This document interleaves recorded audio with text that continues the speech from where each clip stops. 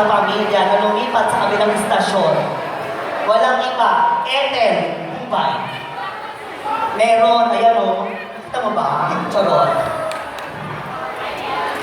Nag-iiwan ng isang kataga ang hindi marunong lumingon sa pinanggalingan. May stiff neck? Wala. Kamukha ko?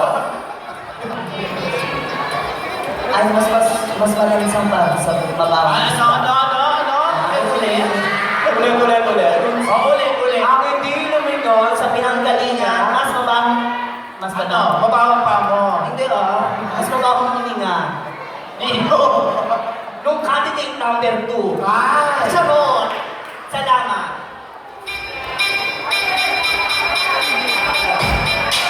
Suka talaga, ha? Suka, di ba yan? Hindi naman maganda. Suka pa. Ay! Ano ba? Ano eh? Mike lang, di mo alam. Higit ako eh.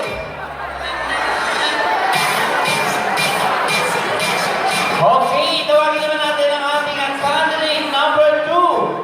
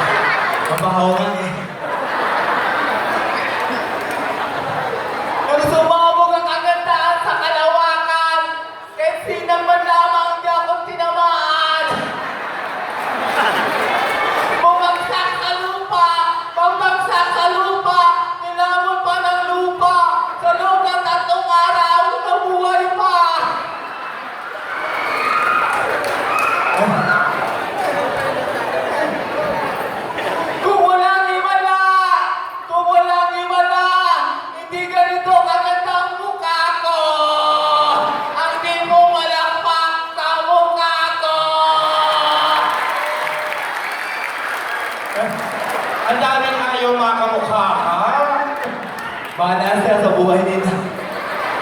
Ang sabi ng kandidata, titiyaya ka lang, bumuka ka lang, may cellphone ka ba, may 2.5 ka na.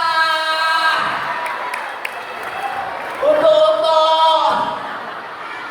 Sumantala sa gabing ito, kami po ay nagpapagod, naghirap para kumita bilang Miss Game Pangkalawakan. Ako po yung Guys, ko na sabihin sa gabi nito, pasensya ng mga kandidata.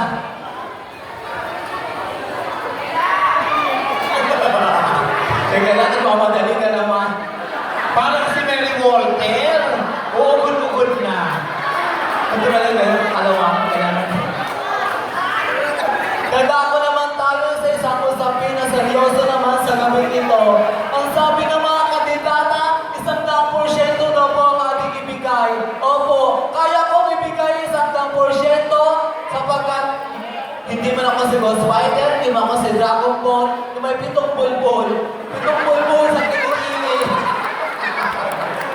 Kung gusto mo i-respeto ka ng kapwa mo bilang isang kandidata sa gabi ito, ipakita mo ang tunay na respeto dahil naniniwala ako sa lipunan natin ngayon kung anong mabuti, kung anong masama. Minsan, ang kamalian pa ang tinutularan ng kabataan. Minsan, natatakpan pa ang kamalian ng mga matatanda. Ang sabi ng mga manyaka, patay na raw ang ating moralidad. Sa aking paniniwala po, buhay na buhay ang ating moralidad sapagkat nagkaroon tayo ng lipunan, nagkaroon tayo ng eskwelahan, inilagay ang simbahan, ang pamilya, inilagay ang mga bagay na yon para turuan tayo kung ano ang mabuti para sa magandang kinabukasan ng ating patutunguhan, lalo na sa mga kabataan sa gabing ito. My name is Dinamo Lopez, graduate computer programming psychologist, and I thank you. Salamat po. Happy Pesta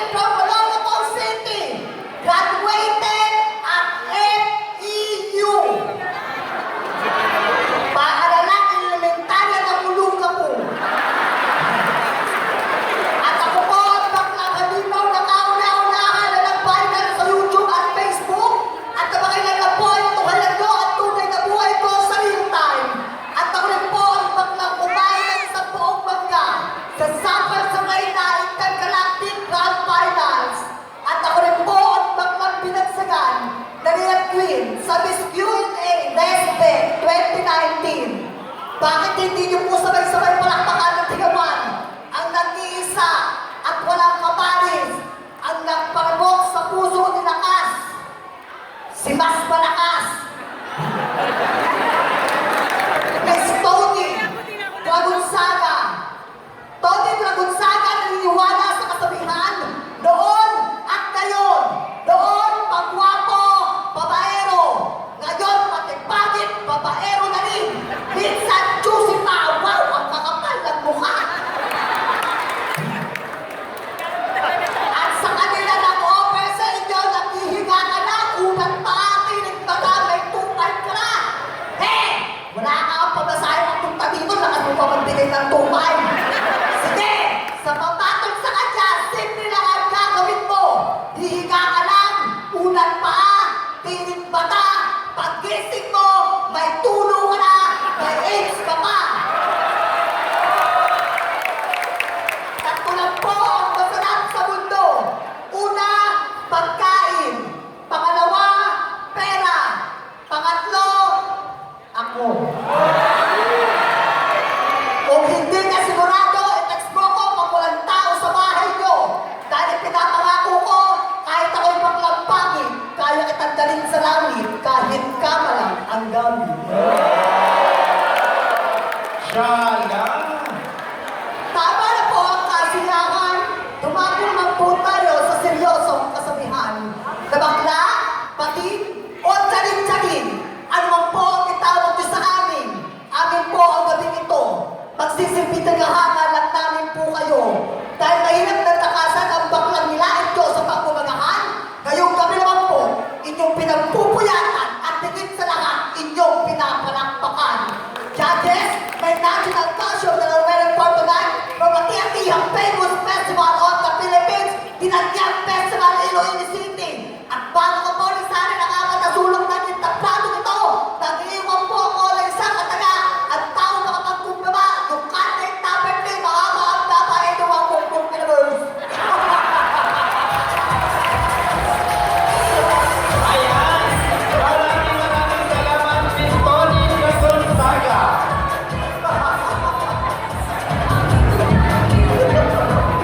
May nakalimutan ako. Eh,